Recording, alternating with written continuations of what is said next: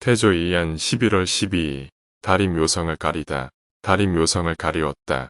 사간원에서 매일 경연을 열도록 청하다. 강관이 날마다 경연을 개최하기를 청하니 임금이 말하였다. 수영과 살적이 이미 허용되었으니 여러 유생들을 모아서 강론을 들을 필요가 없겠구나. 도승지의 안경공이 대답하였다. 강관의 뜻은 다만 전하에게 글을 읽게 하려고 함이 아니었고 되게 정직한 사람을 가까이 하여 바른 말을 듣게 하려고 함입니다. 임금이 말하였다. 내가 비록 경연에는 나가지 않더라도 매양편전에서 위경으로 하여금 대학연의를 강론하게 하고 있다. 태조 2년 11월 14일 매일 경연을 열자고 사간원에서 상소하니 윤허하다. 강관이 상소하였다. 전일에 상언한 바 간언을 들어주어야 된다는 설윤 윤허를 얻었는데 비록 신등이 견식이 얕고 재주가 쓸모없지만은 어찌 감히 애매한 말로써 우러러 임금에게 듣기를 요구하겠습니까? 신등이 듣자옵건대 군주의 마음은 정치를 하는 근원입니다. 마음이 바르면 모든 일이 따라서 바르게 되고 마음이 바르지 않으면 온갖 욕심이 이를 공격하게 되니 그런 까닭으로 존양성찰의 공부를 지극히 하지 않을 수 없습니다. 순재의 근궁어법과 탕왕과 문왕의 율률이익은 곧 그 세상이 태평하고 활락해진 근본입니다. 한 가지라도 혹시 이에 어긋나서 아첨한 말을 달게 여긴다면 공관과 장우의 무리들이 나와서 마음이 날로 안일해질 것이며 신선을 사모한다면 문성장군과 오리장군의 무리들이 나와서 마음이 날로 방탕해질 것입니다. 그렇다면 천하의 국가를 다스리는 사람은 그 마음을 바로잡을 것을 생각하지 않겠습니까? 선유 진덕수가 대학연의를 지어 경연에 올렸는데 그 글이 맨 처음에 제왕의 정치하는 차례로 시작하고 다음에 제왕의 학문하는 근본으로 편차하여 자기의 몸과 마음으로부터 시작하지 않은 것이 없으니 이것이 이른바 강이요. 맨 처음에 도수를 밝히고 인재를 변별하며 정치하는 대체를 상심하고 민정을 살피는 일로서 시작한 것은 경물치지의 요령이요. 다음에 경애를 숭상하고 이욕을 경계하는 일로서 편차한 것은 성의 정심의 요령이요. 그 다음에 언행을 삼가하고 의의를 바르게 하는 일로서 편차한 것은 수신의 요령이요. 그 다음에 배필을 소중히 여기고 내치를 엄격히 하고 국본을 정하고 척속을 가르치는 일로서 편차한 것은 제가의 요령이니 이것이 이른바 목입니다. 맨 처음에 성현의 훈전으로서 시작하고 다음에 고금의 사실로서 편차하여 군주의 마땅히 알아야만 될 이치와 마땅히 해야만 될 일이 상세히 이에 나타나 있습니다. 삼가 생각하옵건대 전하께서는 잠저히 계실 때부터 서착보기를 좋아하였으며 왕위에 오르신 후에도 날마다 강론하기를 부지런히 하시니 그 국리정심의 학문과 수기치인의 방법에 있어서는 진실로 이미 밝게 아시고 자세히 강론하셨을 것입니다. 신등은 견문이 적고 우매하니 어찌 감히 헤아림이 있겠습니까?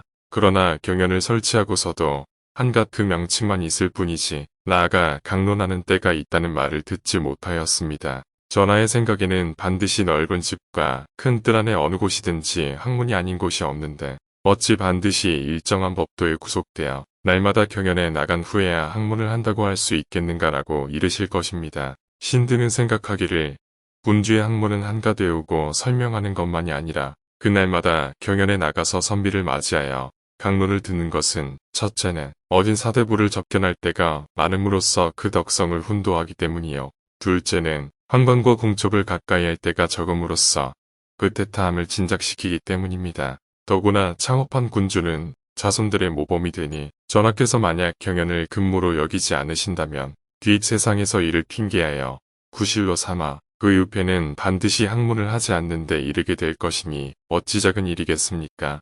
삼가 원하옵건 때 전하께서는 날마다 경연에 나와서 대학을 가져와 강론하게 하여 경물치지 성의 정심의 학문을 연구하여 수신 채가 치곡평천하의 효과를 이루게 하소서. 임금이 이를 윤허하였다. 태조 2년 11월 15일 달이 화성을 범하다. 달이 화성을 범하였다. 왕실의 비용으로 관음굴에서 중들을 공양하다. 넷단고를 내어 관음굴에서 중들을 공양하였다. 태조 2년 11월 16일 천둥이 치다.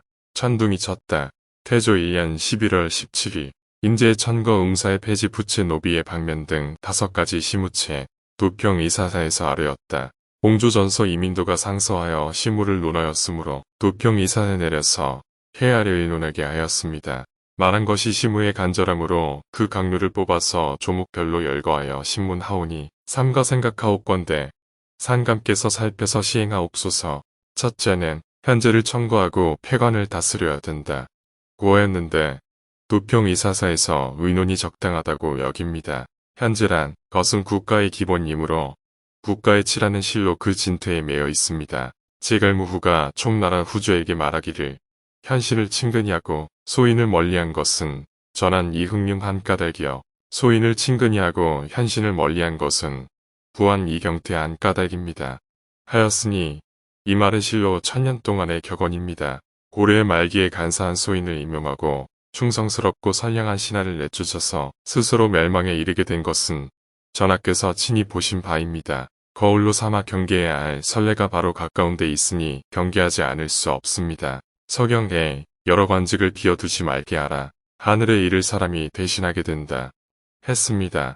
군자가 벼슬자리에 있으면 모든 정치가 잘 되고 소인이 벼슬자리에 있으면 모든 일이 허물어지게 되니 조심하지 않을 수 있겠습니까? 둘째는 아첨하는 신하를 멀리하고 참소하는 말을 근절시켜야 된다. 고하였는데 도평이사사에서 의논이 적당하다고 여깁니다.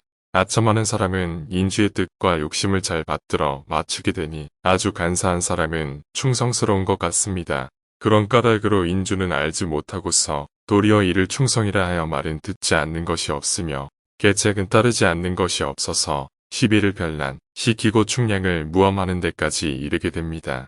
삼가 바라옵건 때 전하께서는 사람을 임용하실 즈음에는 그 충성한 사람과 아첨한 사람을 분별하여 그것이 서로 섞이지 말게 하소서. 대저 공명정대하여 임금을 싫어하는 안색을 범하면서까지 간증하는 사람은 충신이고 예의하고 공손히 대답하면서 임금의 뜻을 순종하여 거스르지 않는 사람은 영신이니 진실로 충신인 줄 안다면 진용하여 가까이 하고 진실로 영신인 줄 안다면 물리쳐 내쫓으소서. 셋째는 종묘를 세우고 음사를 금지해야 될 것이니 고려 왕조에서는 음사를 숭상하여 혹은 시는 하나인데도 몇 곳에 나누어 제사 지내기도 하며 혹은 하루 동안에도 몇 곳에 제사를 2번 지내기도 하여 제사의 예전을 번독하고 문란하게 하여 멸망에 이르렀다.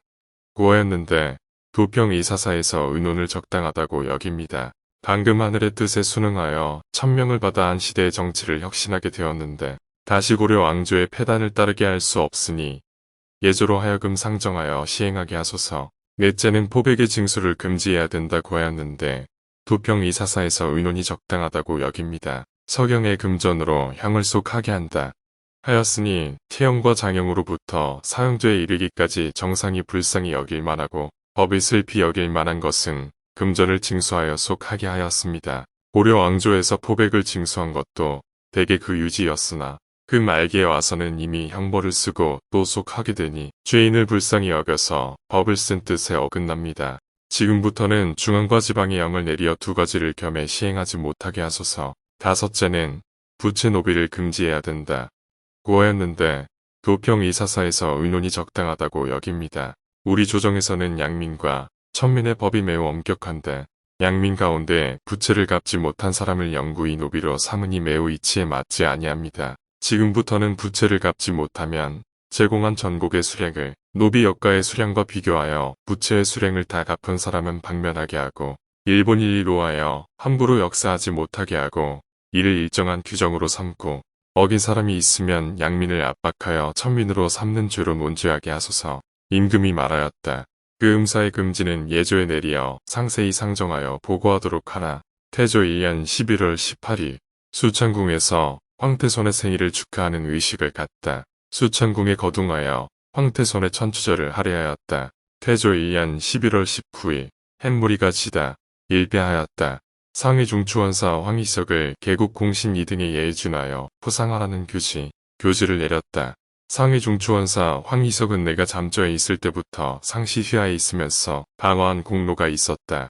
또 고려 왕조의 정몽주 등이 나라의 권력을 마음대로 농락하면서 대간을 몰래 깨어서 충량을 모함하여 해치려고 하던 즈음에 내가 그때 말에서 떨어져 일어나지 못하였는데 간사한 무리들의 허가 거의 장차 나에게 미치려 하였으나 곧 병조를 훈련하여 나를 호위하고 그 간사한 모의를 저지시켰으니 그 공이 크다. 문화좌 시중 백응념 등이 나를 임금으로 추대할 때 마침 아버지 상사를 당하여 비록 모의에 참여하지는 못하였지만은 만약 희석이 나를 방어한 힘이 없었다면 어찌 오늘날이 있겠는가. 묘사의 원종 공신의 예로 칭호를 내리는 것은 내가 공을 보답하는 뜻에 있어 대단히 흡족치 못하니 계곡 이등 공신 윤호의 예로 칭호를 내릴 것이다.